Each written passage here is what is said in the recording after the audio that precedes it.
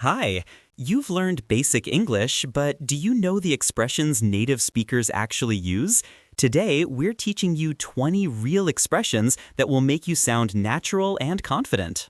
I'm Amelia. Download the free PDF with all 20 expressions, examples, and practice exercises.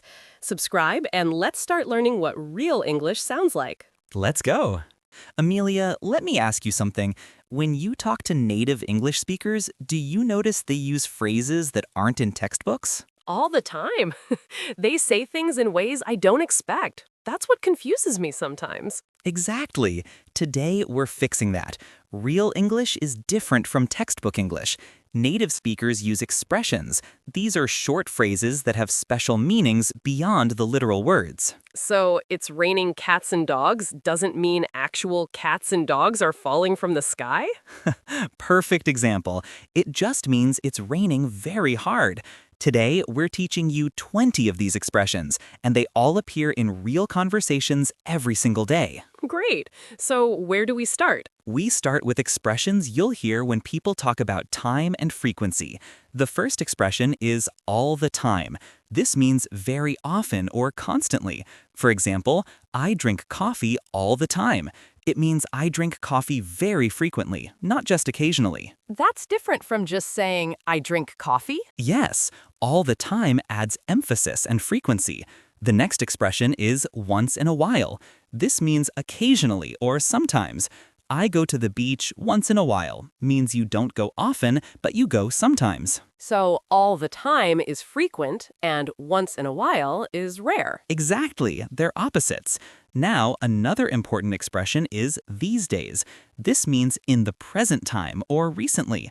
These days, I'm very busy means right now, at this present moment, you're busy. And that's different from just saying, I'm busy? Yes, these days adds a sense of time and context. It suggests maybe you weren't busy before, but now you are. Now, let's learn expressions about feelings and situations.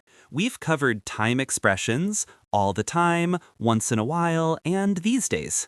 These help you talk about frequency and timing naturally. Perfect. Now, what about when we want to express feelings or situations? Native speakers must have special ways to do that too, right? Absolutely. Let's meet our first guest. She's a language coach and knows exactly how native speakers express themselves. Hi, everyone. I'm Rachel, a language coach from New York. I help non-native speakers sound more natural. Rachel, welcome. So tell us, when a native speaker wants to say they're tired, what expression do they use? Great question. Instead of just saying, I'm tired, native speakers often say, I'm beat or I'm exhausted. But my favorite is, I'm wiped out. All three mean you're very, very tired. Wiped out. Sounds funny. Does it really mean tired? Yes, it's very common. After work, I'm completely wiped out means you're extremely tired. Young people especially use this expression all the time. And what about when someone is very surprised or shocked? Ah, this is a fun one. Native speakers say, I'm blown away. For example, when I saw the concert, I was blown away. It means you were completely amazed and impressed. So it's a positive surprise. Usually, yes, but you can also use it when something negative surprises you. I was blown away by how expensive the ticket was. Here, it means you were shocked by the price. Interesting. What about when someone is confused? You can say, I'm confused, but native speakers often say, I'm lost or I don't get it. For example, I don't get what you're saying means you don't understand. It's more casual than I don't understand. I don't get it is very common then. Super common, especially among young people and friends. Another expression is, it doesn't make sense. This means something is confusing or illogical. Your story doesn't make sense means there are things in the story that don't fit together. Got it. What about when something is very easy? Oh, this one is fun. Native speakers say, it's a piece of cake or it's easy peasy. For example, this homework is a piece of cake means it's very easy, no problem at all. That's funny. So, piece of cake really means something is simple? Exactly. And another one is it's a walk in the park. Both mean the same thing. Something is very easy, nothing to worry about. From Rachel, we learned expressions for emotions and ease. I'm wiped out, I'm blown away, I don't get it doesn't make sense, it's a piece of cake, and it's a walk in the park. These are so useful. Now we need expressions for when things are difficult. Let's meet our second guest who can teach us those. Hey, I'm James, and I'm a professional translator. I use English expressions constantly in my work. James, perfect. So when something is very difficult, what do native speakers say? The most common expression is, "It's a tough one," or "That's a tough situation." For example, "This problem is a tough one. I need time to solve it." It means it's difficult and challenging. And what if something is not just difficult, but almost impossible? You can say, "It's a piece of cake." Wait, no, that's easy. For difficult things, you say, "It's a nightmare." For example, finding a parking space in the city is a nightmare. It means it's very frustrating and difficult. So nightmare is for very difficult situations. Yes, another expression is, "It's a no-go." This means you can't do it or it won't work. I wanted to go to the party, but it's a no-go because I'm sick. It means the plan cannot happen. That's useful. What about when you're trying really hard to do something? You say, "I'm pulling my hair out." This means you're very frustrated because something is difficult. "I'm pulling my hair out over this project" means you're working hard and getting frustrated. That's a funny expression. Is it always about frustration? Usually yes, but it can also just mean you're stressed. Another important expression is, "It's not rocket science." This means something isn't as complicated as people think. Learning English is not rocket science. It just takes practice. So that's encouraging. Exactly. It's saying, "This is simpler than you think. You can do it." It's motivational. And one more, "I'm at my wit's end." This means you've tried everything and you're out of ideas. "I'm at my wit's end with this problem." That's quite advanced. So we have expressions for different levels of difficulty. Absolutely. From mild, like tough one, to extreme, like nightmare, or "I'm at my wit's end." Each expression shows a different level of struggle. From James, we learned expressions for difficulty. It's a tough one. It's a nightmare. It's a no-go. I'm pulling my hair out. It's not rocket science. And I'm at my wit's end. Now we need expressions for when people agree or disagree, or when they want to share opinions. Let's meet our third guest. Hello, I'm Sophia, a business consultant. I use opinions and agreements every single day in meetings. Sophia, thanks for being here. So, when someone agrees with you, what do they say?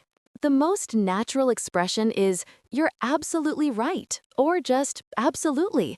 For example, if you say, "This movie is great," someone might say, "Absolutely, I loved it too." That's straightforward. But do native speakers use other ways to agree? Oh, yes. They say, "I couldn't agree more." This means you agree completely. You're saying we should work together? I couldn't agree more. It's very emphatic and formal. What about more casual agreement? In casual situations, people say, "You got it," or "I hear you." For example, "We should leave early tomorrow." "You got it, I'll set my alarm." Or, "I hear you, that's a good idea." These are very friendly and informal.